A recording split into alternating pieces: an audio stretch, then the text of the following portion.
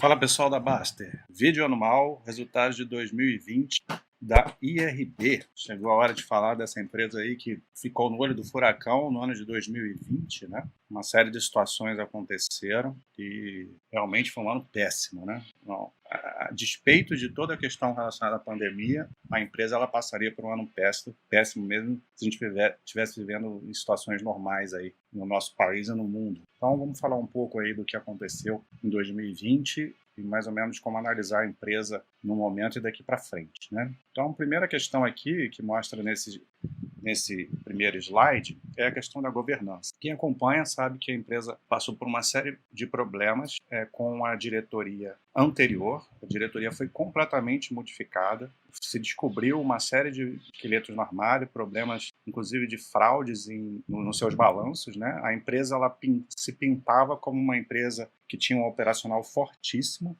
uma eficiência fortíssima e se descobriu que não era assim, né? Então, a gente não sabe qual é a realidade dessa empresa, né? O sócio não sabe qual é o patamar dessa empresa. Porque agora a nova diretoria assumiu e está tentando fazer uma reestruturação, né? Uma limpeza completa, mudando uma série de coisas. Então, o que essa empresa vai ser daqui para frente, não dá para saber. Então, a primeira coisa são a melhoria na questão da governança, né? Mais transparência. A empresa, de fato, ela ficou muito mais transparente em vários sentidos. É claro que a gente não sabe não tem como a gente saber se toda a transparência está aí, se ainda vão existir coisas escondidas, né, ou escusas com relação à nossa diretoria, mas uma coisa que a gente tem que ver com o tempo, né? Essas coisas acabam aparecendo, né? Então, o que vai ser dessa nova gestão, a gente não sabe. Mas, de fato, eles começaram a trabalhar, a fazer uma série de coisas que eu vou discutir aqui nesse vídeo, né? Uma outra coisa muito importante que tem a ver com essa reestruturação é a implementação da estratégia de subscrição. Limpeza, conserto e crescimento, né? São os estágios aí. E a empresa está aqui nessa parte de limpeza e de conserto, né? Então, vamos falar aqui das estratégias de re-underwrite, né? O que é o underwrite? Underwrite é o resultado de subscrição, mas eu vou falar um pouco mais, que é o operacional mais puro, né? Mas eu vou falar daqui a pouco mais sobre isso. Então, ela teve que limpar o seu portfólio com a saída de vários contratos não lucrativos e um ajuste nos termos e condições nas renovações. O que acontecia? A antiga diretoria ela ganhava prêmio por metas de crescimento de prêmios emitidos. Então, de forma irresponsável, pelo menos na minha visão, mas acho que da maioria das pessoas, se não todas, que acompanham o mercado aí, de uma forma irresponsável, porque não tinha nenhum critério, né, para você só queria inflar a DRE, os seus prémios, para bater as metas e não importava se esses contratos seriam rentáveis para a empresa no futuro ou não. Então, eu estava trabalhando aí por curto prazo para atingir metas para se beneficiar, né? E só que a empresa foi emburacando a empresa. Então, uma série desses contratos que hoje estão gerando prejuízo, eu vou mostrar daqui a pouco, eles estão sendo limpados, né? O processo acaba agora em 2020, pelo que eles falam, mas a sequela está aí, né? Então, vai demorar aí pelo menos um ano para a gente poder ver esses resultados realmente limpos com as novas subscrições, os novos termos e se a empresa vai voltar a ser lucrativa. Por enquanto só existe uma expectativa. Então você vê que eles cancelaram 11% do portfólio dentro dos principais segmentos. O patrimonial é o principal segmento da empresa, mas renovaram 87% dos contratos-alvos. Isso aqui é uma coisa boa, né? E novos contratos representando 13%. Então, foi uma troca, né? Você trocou uma parte que era ruim por um novo portfólio que aparentemente é bom para a empresa. Então, vai ter uma expectativa de redução de volume de prêmio emitido com a expectativa de tornar esses prêmios mais rentáveis, né? Então, vamos continuar falando aqui alguns destaques, né, do ano de 2020.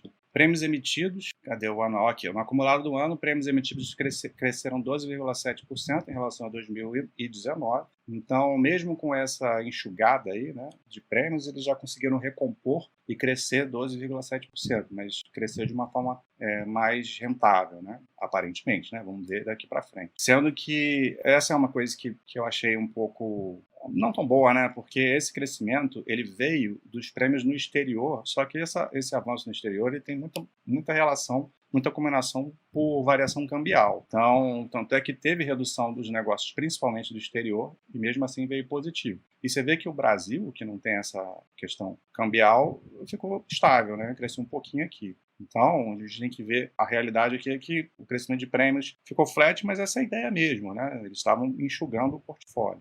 Os prêmios ganhos, praticamente, no acumulado do ano, ficaram praticamente estáveis em relação a 2019. Excluindo os efeitos das operações de LPT, eram vários não recorrentes, esse é um deles. O prêmio ganho em 2020 teria crescido 7,1% em relação a 2019. Mas, mais uma vez, tem essa coisa do prêmio no exterior que teve benefício aí da variação cambial. Depois eu vou entrar um pouco mais em detalhes sobre esse negócio de prêmios ganhos emitidos. Sinistralidade, aqui ele fala só do trimestre, né? Os negócios continuados, o que eles chamam de run-on, excluindo os one-offs, que são excluindo esses prêmios que estavam sendo... Isso aqui é uma métrica ajustada, tá? Não é a realidade, porque não tem como excluir isso, né? O que está feito, mas o que eles estão querendo é dar um parâmetro de quanto seria a sinistralidade se não fossem esses negócios prejudiciais para a empresa. Ou seja, o que a gente pode esperar daqui para frente em termos de sinistralidade, que é muito importante numa seguradora ou resseguradora, que é o caso da IRB, que seria de 74,6%. Ainda não é assim uma sinistralidade, um índice excelente, como antigamente a empresa apresentava índices de 40 e tantos por cento, só que a gente sabe que isso era tudo maquiado, né? Então 74,6% não é lá o ideal, mas pode ser que seja a nova realidade da empresa. Essa parte de despesa aqui eu vou deixar para falar depois no todo. O resultado financeiro foi muito ruim, né? Esse ano caiu muito em relação ao ano passado, tem a ver com queda de taxa de juros e tal.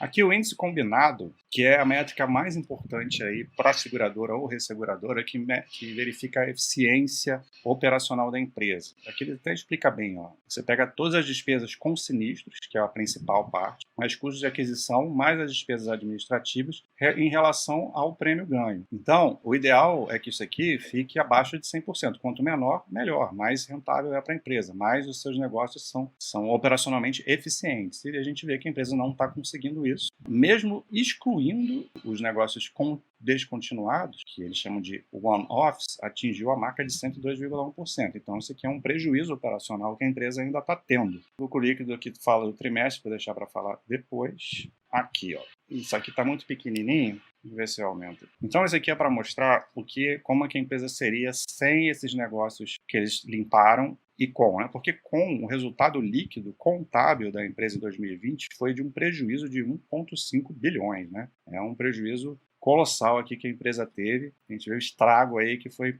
provocado por uma série de questões erradas da empresa. E aí aqui eles colocam todos os não recorrentes dentro desse quadrado pontilhado vermelho aqui. 455 milhões de não recorrentes, relacionado a uma série de fatores. Não preciso entrar nesse mérito aqui porque é não recorrente. Então, se você normalizar esse resultado, tirando esses não recorrentes, a gente teria um prejuízo de 1 bilhão. E aí aqui eles ainda fazem uma limpeza maior porque eles excluem, vamos supor, como seria a empresa se não tivesse esses negócios que são ruins para a empresa, né? Então, mesmo assim, você terminaria o ano com um prejuízo, mas um prejuízo muito menor, de 476 milhões. O que se pode tirar de positivo, se é que a gente pode tirar alguma coisa de positivo, é isso aqui, ó. Eles fazem uma segregação do primeiro semestre e do segundo semestre, mostrando que a partir do segundo semestre a empresa já começou a ser rentável, né? Porque se você excluir esses one-offs, esses não recorrentes, e excluir esses contratos que não são rentáveis, você teria, no segundo semestre de 2020, um resultado superavitário, um operacional gerando 195 milhões. Então,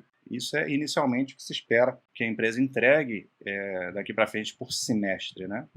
Pelo menos isso, o mínimo, né? Você vê que o primeiro semestre, ainda assim, o prejuízo foi grande. Então a empresa foi melhorando ao longo do ano conforme ela foi limpando. Só que leva um tempo, né? Porque esses contratos estão aí e eles só não foram renovados. Mas o estrago já foi feito. Outra coisa que eu queria falar, antes de terminar o vídeo falando desses números aqui, eu acabei pulando os slides lá porque é muito detalhe, eu queria comentar. Porque teve outro problema que a empresa passou em 2020, foi a questão de solvência. Ela não atingia e liquidez, né? Ela não atingia os critérios mínimos requeridos pela reguladora, pela SUSEP. Então, isso foi cobrado que ela recompôsse esse limite regulatório. Então, ela foi fazendo uma série de medidas, vendendo ativos, né, que ela possuía, participação em determinados imóveis. Inclusive, ela captou debentures, né, fez dívida caramba, me esqueceu agora, deu um branco agora no nome, né? Mas captou dinheiro no mercado, follow-on, fez um follow-on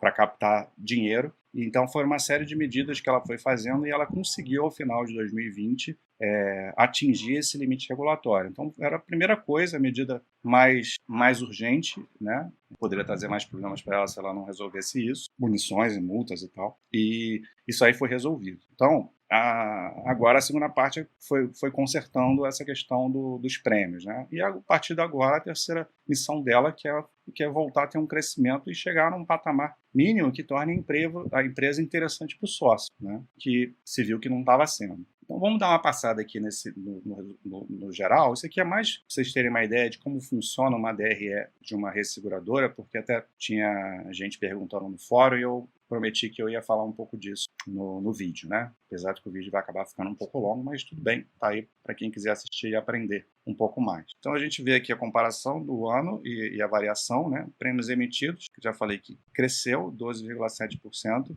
muito em relação do resultado do exterior, já comentei o porquê, né? Então, o que seria esse prêmio emitido aqui? Isso aqui é como se fosse uma receita bruta da empresa, né? Tudo que a empresa vende, né? Que ela faz o seu resseguro para os seus clientes. Só que aí, uma característica de uma resseguradora, porque o que a resseguradora faz? Ela divide, os clientes dela são outras seguradoras ou resseguradoras que dividem com ela o risco de algum negócio que é muito grande, né? Que se der problema, se der sinistro, pode trazer problema para uma determinada empresa. Então, elas partilham esse risco com a resseguradora. Esse que é o case, que é o business da IRB. Da IRB. Então, só que as próprias resseguradoras também compartilham os seus riscos com outras resseguradoras. É o que eles chamam de prêmios retrocedidos. Então, parte daquele compromisso que ela assume, ela divide com o outro, né? Até deram um bom exemplo lá no Mural, dizendo que se a empresa tem um contrato lá de R$100, né, com um cliente, e ela quer dividir o seu risco, né, e 50% disso vai ser ressegurado, então é como se R$50 do prêmio ela divide esse risco com outra empresa, mas isso vai ter um custo para ela, né? Em 2020, esses prêmios retrocedidos, né, foram muito altos também. Então, teve muito acionamento dessa diluição de risco. Aumentou muito, isso fez com que a receita, entre aspas, receita bruta, não se tornasse tão boa, na verdade, nem um pouco boa, considerando o prêmio retido, que seria aqui mais ou menos uma receita líquida, né? Porque você desconta esses prêmios retrocedidos e chega a esse valor aqui. Então, caiu o prêmio retido de 14,5%, né? O que sobrou para a empresa descontando essa parte que foi para a retrocessão, que ela dividiu com outra resseguradora. Aí a empresa faz umas provisões técnicas, que é um valor que não é muito grande, mas ela faz por conta desse risco, né, de sinistro, e descontando isso chega no prêmio ganho. O prêmio ganho aqui a gente seria muito entre aspas, mais ou menos que seria um lucro bruto, né? O que realmente é de todos os contratos que a empresa fez, dos prêmios que ela vendeu, quanto que realmente vai sobrar para a empresa. Então essas provisões técnicas elas podem ser negativas ou positivas, né? Então isso fez com que o resultado bruto aqui fosse quase que no 0 a 0. Aí começa a parte de despesa. Todos essas colunas aqui, elas têm relação com despesas operacionais, né? E a principal delas é o sinistro, parte de sinistralidade, que é o que a empresa tem que pagar quando o seguro é acionado, né? Quando dá algum problema. E isso tem que ser mitigado, né? Porque senão a empresa não se torna lucrativa. Então, teve uma quantidade de sinistro muito maior, né? Aumentou em 55%, isso tem relação com questão de pandemia, com aqueles contratos principalmente com aqueles contratos que não eram rentáveis para a empresa, muita coisa foi adiantada, então a sinistralidade aumentou muito e o resultado foi ruim para a empresa. Então, descontando todas essas, aí tem outras despesas aqui que não são tão importantes quanto a sinistralidade, e a gente chega no resultado operacional propriamente dito, que é o resultado de underwriting ou de subscrição. Aqui a gente pode fazer uma analogia como se fosse o EBITDA da resseguradora, Não exatamente como, né? Porque você vê que a despesa administrativa ela vai depois, ela não entra nesse resultado. E se a gente estivesse pensando no EBITDA de uma empresa comum, receitas administrativas elas vêm antes do EBITDA. Mas é como se fosse um EBITDA, esse resultado administrativo também não é tão alto, né? Então, o operacional provavelmente dito que teve um prejuízo operacional muito grande aqui de 1,5 bi por conta desses contratos ruins que a empresa vem fazendo. E é aqui que ela está fazendo a sua principal obra agora de enxugar, para que esses contratos de subscrição sejam rentáveis para a empresa. Vamos ver isso daqui para frente, né? O resultado financeiro, como eu falei, foi muito aquém, né, esse ano. Isso está sendo para todo mundo, praticamente, né? Não para todos, mas para a maioria. Tem empresa que conseguiu resultado financeiro positivo, seguradora, inclusive, mas aí é mérito da gestão também, né? E aí a gente chega aqui no lucro líquido, que é igual para toda e qualquer empresa. A gente já falou um prejuízo aí de 1,5 bi, horrível resultado, né? Então, isso aí. Mais para vocês terem uma ideia de como funciona uma DRE de uma resseguradora e entender que, assim, se você for sócio, é opinião minha, né? Se você for sócio da IRB e não saiu lá atrás, não acredito que seja a hora de você sair agora, né? Espera para ver até o fim de 2021 se esse plano de reestruturação vai funcionar. A empresa pode voltar a ser... Ela não vai ser como era antes, isso aí você esquece, não tem como. Aquilo era um número completamente maquiado e falso. Mas ela pode vir a ser uma empresa rentável lá na frente. Ela tem um case interessante, né? É um setor interessante, a empresa tem uma marca forte, ela é hegemonia, o market share dela é enorme aqui no Brasil, até na América do Sul, inclusive. É uma empresa que tem potencial, mas tem que ver se vai se transformar numa empresa séria, né? Se a gestão vai conseguir fazer o que está prometendo agora. Então, se você já é sócio, espera até o fim de 2021, no mínimo, para poder compreender a real eficiência, o real poderio dessa empresa. Se você não é sócio, não é hora de... Espera também para ver o que a empresa vai ser daqui para frente, porque a realidade é que agora a gente não tem como saber o que é a IRB, né? IRB ou RB, como vocês preferirem chamar. Tem que esperar para ver. Então, muita calma aí, vamos ver. É interessante para a gente ter aprendizado, né? Tem toda aquela questão de IPO recente, né? Que a gente precisa de tempo para ver a empresa como funciona. Então, tá aí esse alerta e um grande aprendizado para a gente acompanhar essa empresa. Um abraço.